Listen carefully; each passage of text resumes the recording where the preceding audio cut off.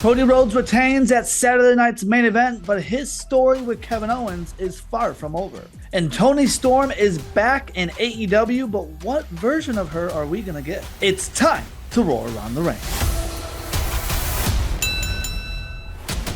Saturday night's main event gave us an old school feel with Cody Rhodes bringing out the Winged Eagle title for one night only and then retaining against Kevin Owens. And look, it's never wrong to have Cody Rhodes retain. Of course, Cody Rhodes is Cody Rhodes, and he has not held that title too long to the point that we're begging for him to drop it. But you could have gotten away with Kevin Owens winning this match. And I understand there's a lot of ideas of what you want to do with Cody Rhodes for WrestleMania. You gave him his WrestleMania moment last year. You don't want to take it away from him and not let him defend at this year's WrestleMania. But you also got to remember that this year's WrestleMania is a little bit later in the year. They pushed it to near the end of April, meaning there's even more time if Cody were to have dropped it here to have KO have a bit of a run for a couple months and have Cody Rhodes get that title back in time to build a story, whether it's this story or a different bloodline story heading in to WrestleMania. And Kevin Owens, this version of Kevin Owens, there's a lot to love about it.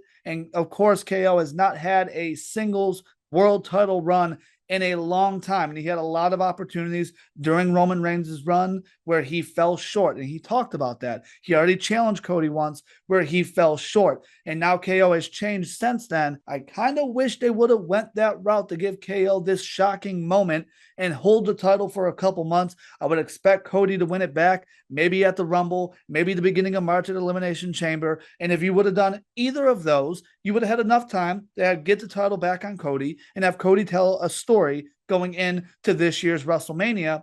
And speaking of that, I don't know that the bloodline needs to be involved with Cody Rhodes anymore, with as much as this is being told, right? KO attacking Cody Rhodes after this match. He's being stretchered out after another pile driver. Triple H and Kevin Owens, an altercation after Saturday night's main event went off the air. So they're continuing to tell this story. Randy Orton still isn't back.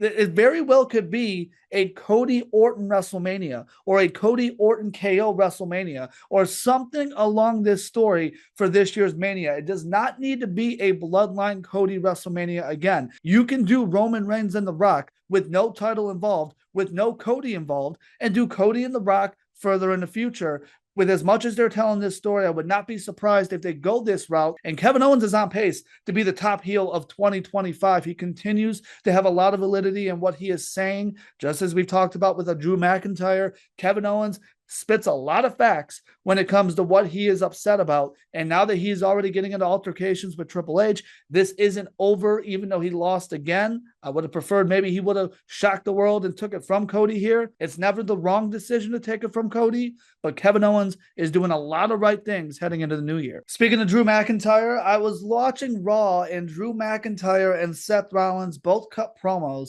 and I couldn't help but notice that the promos sounded very, very identical. And honestly, they sound identical to what Kevin Owens has in terms of issues with Cody Rhodes. And that's issues with the bloodline, issues with people trusting Roman Reigns again, after everything that they've been through and teaming with Roman Reigns like Sami Zayn and Jey Uso and so on and so forth. And I couldn't help but think, could a Drew McIntyre-Seth Rollins alliance work? And not a long-term put the tag titles on them, give them a group name and do all of that, but an alliance at least maybe for the road to WrestleMania. It's something different, which I mentioned last week. I want to see Drew McIntyre doing something a little bit different. We've seen him with the Bloodline. We've seen him, and now he wants to take out the Bloodline again, but we've seen that story with him for the last couple of years, and of course his feud with CM Punk. So if it's not a different feud with Drew McIntyre, if he's not focusing on different people, maybe it's this route with him and Seth Rollins. It would give a lot more meaning behind the Seth Rollins CM Punk story going into WrestleMania, assuming we're going to get that, although there's rumors that that's going to happen somewhere else. But either way, we're going to get the Seth Rollins CM Punk story. And if Seth Rollins is now aligning himself with a Drew McIntyre, who CM Punk just had 3 wars with throughout the past year, that gives more meaning to that story. It gives a different angle to the Seth character, who I think should go heel in this feud with CM Punk. We talked about that as well. And Drew McIntyre and Seth Rollins, you got to remember, their last world title match, Seth showed a lot of respect toward Drew near the end. Now, they didn't love each other, they didn't like each other, but at the same time, Seth showed a lot of respect toward what Drew was upset about, and of course, the man that Drew has become and the superstar that he has become. So there is mutual respect there between Seth Rollins and Drew McIntyre. It's not out of the realm of possibility, along with the common enemy that they both absolutely hate CM Punk, and they both absolutely cannot understand why people are teaming with Roman Reigns, helping out the bloodline, or even getting involved with the bloodline. So there's a lot of common storylines between Drew McIntyre and Seth Rollins. There's a lot of common points in their promos.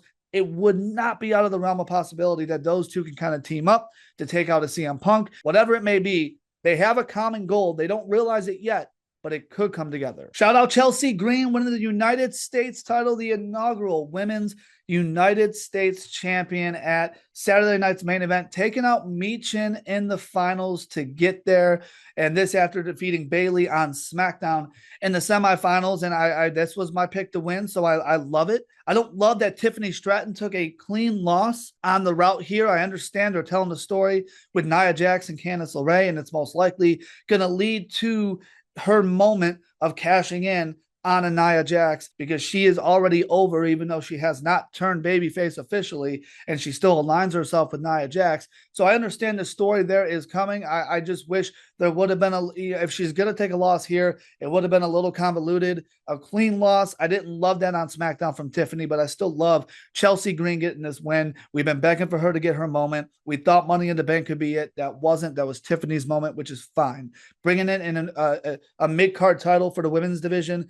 People like Chelsea Green deserve moments like this. I also appreciate, even though I didn't predict to go there, I had confusion when it comes to the Final Four and the matchups that we had, but I appreciate Michin getting to the finals. It gives more credibility to her character, where she's not just somebody who's putting over all the stars or everyone that is over, right? Her credibility is, I made it to the finals, I was this close. That gives just enough to keep her character interesting enough to whatever it is that she does in the future. I'm not saying put a title on her. I'm not praising her in the sense of win the Rumble or do anything crazy, but I appreciate that even someone in the mid-card like Michin, who hasn't had a title, and I don't think anyone is begging for her to have a title anytime soon, she's got that credibility where she's won a couple matches, she went far in the tournament, she came so close to a title. That keeps her relevant long enough where once she finds that groove that gets her to the top, she's already going to be right there, and people already are going to know what she's about and who she is.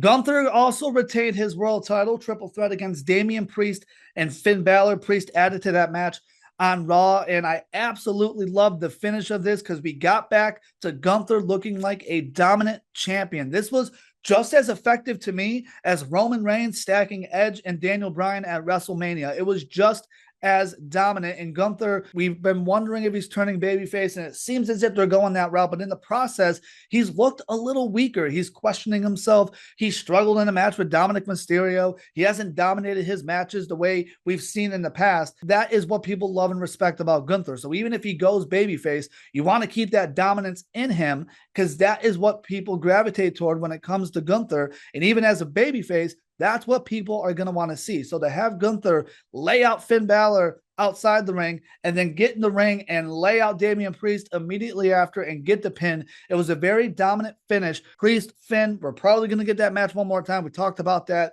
But Gunther, those are two high-quality names, and Gunther absolutely laid them out to finish that match. It gives him more dominance. He should have more confidence in his promos moving forward, even if that leads to a babyface turn for him. Liv Morgan retaining her women's title as well, taking out Io Sky, and that led to a face-off with Rhea Ripley at the top of the stage. And just like the Priest Finn Balor feud, everyone's wondering when this is going to come to an end. It feels like a never-ending story. Look, it's a good match for the Raw on Netflix. It seems like they're going to give us some high main event matches for the first Raw on Netflix come January 6th, and this should be one of them. I wouldn't go any further than that. We have to get one more. Injuries got in the way of this, and I'm with it. I want them to move on, and I think the Raw debut on Netflix is the way to do it. At least Rhea came back from injury quick enough, because when she first went out, it seemed as if we may not see her just like a Randy Orton until after the new year, maybe a Royal Rumble. And now people were worried that we're going to get Liv Morgan and Rhea all the way to WrestleMania or even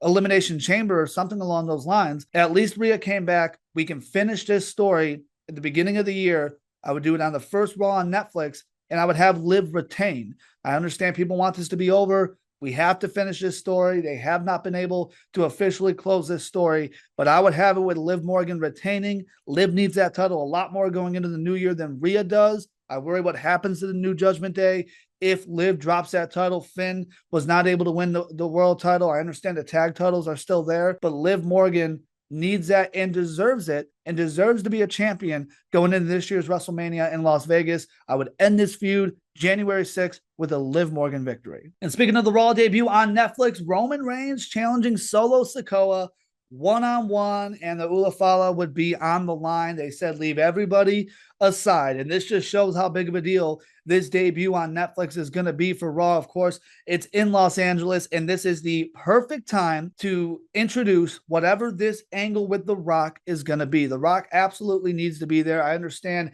we have had different predictions. We thought Survivor Series was the way to go, and I will go as far as if The Rock is not at the Raw debut on Netflix, which everyone is rumored that he is going to be, but specifically if he is not involved in this match and begins to tell the story of whatever it's going to be into 2025, whatever the Rock Roman story, that angle, the bloodline angle is going to look like, that needs to be introduced. The Raw debut on Netflix, this is the way to go. And I would have the Rock going against Roman Reigns, helping out Solo Sikoa. Solo would probably take the loss here, and I think this is a post-match. I think Roman gets the Ulafala back. I think Solo takes another loss, drop 2 or 3 to Roman. They say they're 1-1 so far, which technically they are. And I would have The Rock come out, and from here on into WrestleMania, The Rock is the leader of this new bloodline with Solo and Jacob Fatu. And that's where you can go with the Rock Roman. And I mentioned it earlier, I don't know that this needs a title. I don't know that we need Rock Cody,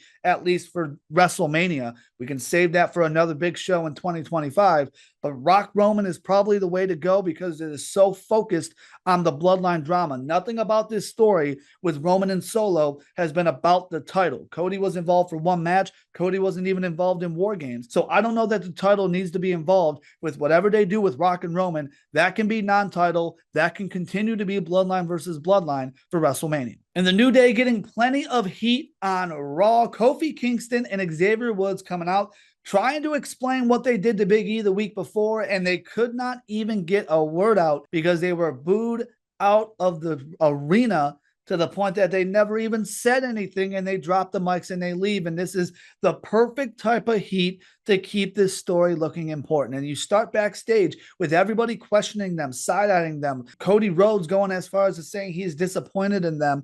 Yes, this is what the reaction needs to be. Get the entire locker room against them, questioning them, and making them feel like the odd man out backstage. That's going to add to their heat. This feels like Dominic Mysterio level heat. And we've talked about in the past, the loud boos to the point that Dom can't even cut a promo. If you go that route with the New Day, this makes them feel that much more important as heels.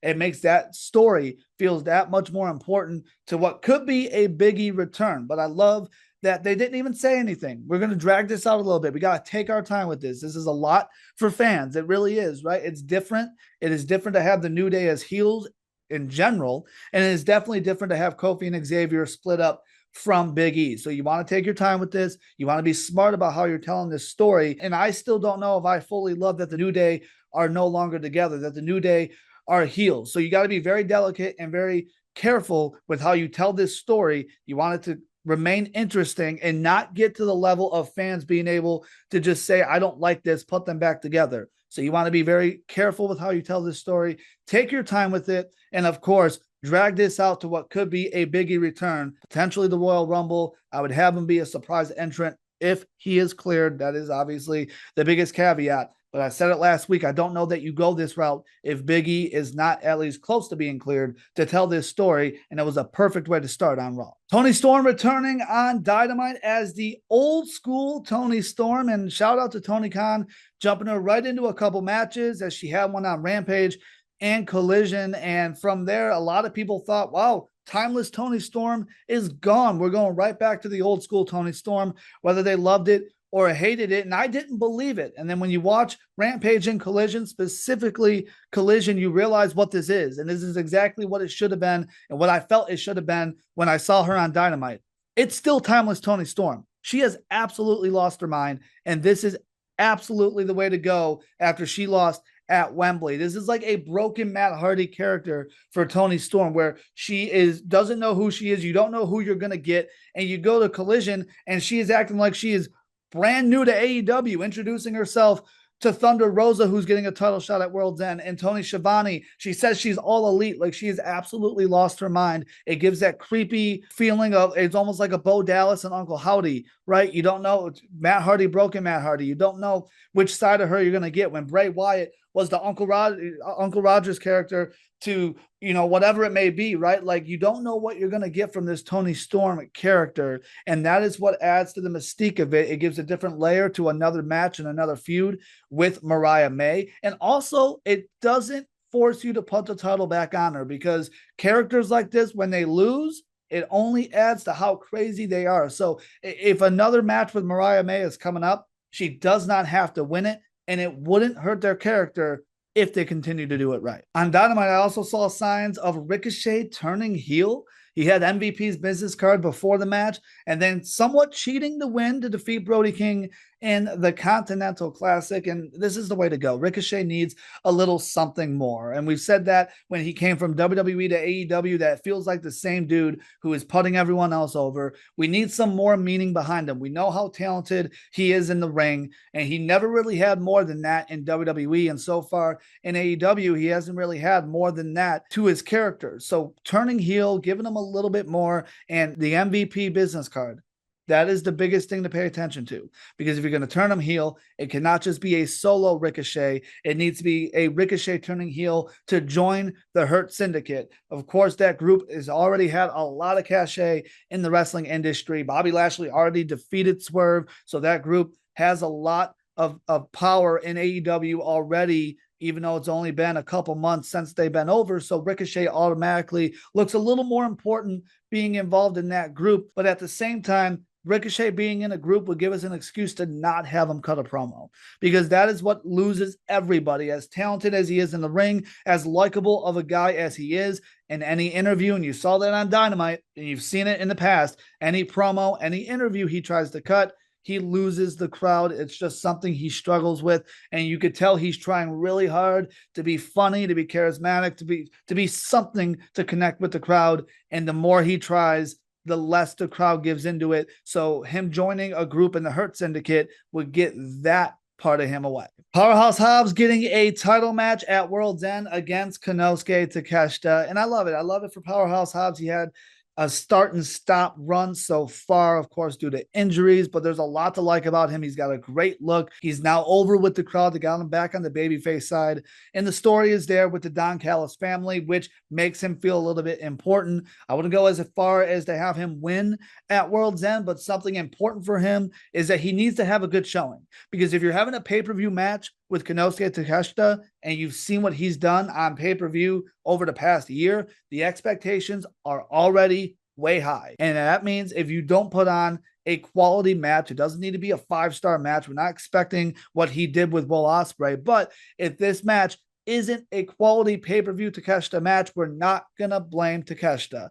And then if Hobbs not wins, but doesn't have a good showing at this pay-per-view, the worry is when his next opportunity will be, and if they will continue to push him in story, around title pictures, and so on and so forth. So Hobbs, I don't have him winning, but it's very important for him to keep his credibility high to have a good performance at World's End. I gotta give a quick shout out to Lio Rush and Action Andretti getting a tag title shot against Private Party. And I don't want to overblow this and make it sound like I want them to win the titles and this is the best tag team in AEW, but I genuinely appreciate what they have been doing and what they are doing when it comes to Top Flight and Action Andretti and Lio Rush. It's been a consistent story that they have told for months and months, and it has led to something. It has led to the breakup, it led to the match, and now a tag team title match, and I can appreciate that. It gives them something to do. We made jokes when they were the ones, at least Action Andretti and Top Flight, attacking Jon Moxley in the world title picture, and we were wondering why they are here.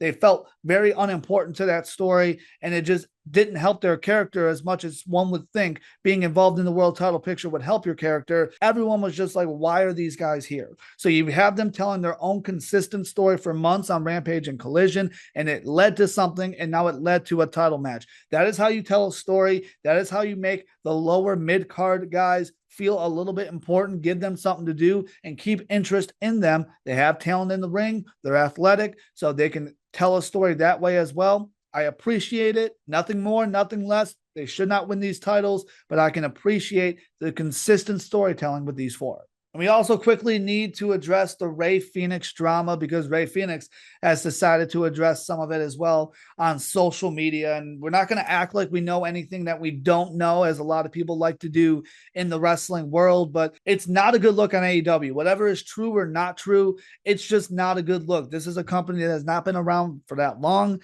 It's a company that, of course, has a lot of money behind it, which leads to a lot of big stars, which leads to a lot of attention and a lot of headlines. And when you already have the reputation that you have when it comes to guys, of course, CM Punk headlines that list and everything that took place with him, and whether you blame Punk or not, it happened in AEW. And then you move on to what Ricky Starks, basically blasting AEW in his interview recently in terms of why he's not getting used. Miro has also been one that has been like, I don't know why I'm not getting used. And he is a big name in the wrestling industry as well. There's been a lot of negative feelings toward AEW, negative headlines surrounding AEW, and it just feels out of control. And you just go to, outside of the drama, the big names that they've lost, the Cody Rhodes, Jade Cargill, CM Punk, that they've lost. Those were your names that were going to run and all over AEW and run this company to where you wanted it to be. And now they are somewhere else. So whether you believe Rey Fenix or you don't, whatever you believe is true in that story, the one thing I can say is a horrible look for AEW, who has a couple big shows coming up in 2025 with All In, and specifically that they've been pushing in Texas, and to have this headline, another headline in terms of a disgruntled wrestler, doesn't know why they're not being used, doesn't know why they're not being released, doesn't know why they can't go somewhere else, so on and so forth. It's something every other 3 to 4 months with AEW, it feels like. So it's not a good look no matter what you believe with this story. And real quick before we go, Tessa Blanchard back in TNA. A lot of fans not happy about this, and rightfully so. This was not necessary. TNA has been red hot as of late, and what they are doing, they have kind of just accepted what they are, who they are, and they've kind of run with that. And it brings someone like Tessa Blanchard, who has the reputation that she has. It is not necessary for that women's division. It is not necessary for that roster to make a splash like this. You were already doing great things, and this is just a negative vibe toward your company that wrestling fans now have for you to give her a job back after what she has been in the past, and not just accused of, and not just fans accusing of, but of course her own coworkers, her own peers accusing her of doing the horrible things that she has done in the past. This was not necessary for TNA. And staying in TNA, Joe Hendry getting a world title shot in January. It is overdue. He needs to win this. And if he doesn't, the Joe Hendry train could really come to an end in the beginning of 2025 if he loses to Nick Nemeth here. He really should have won in his last title shot. That was a huge mistake on TNA as well, but they can right that wrong to kick off 2025. Roar Around the Ring is available every week. Find us on YouTube at Roar Around the Ring. I'm Justin Valentine. We'll talk to you guys very soon.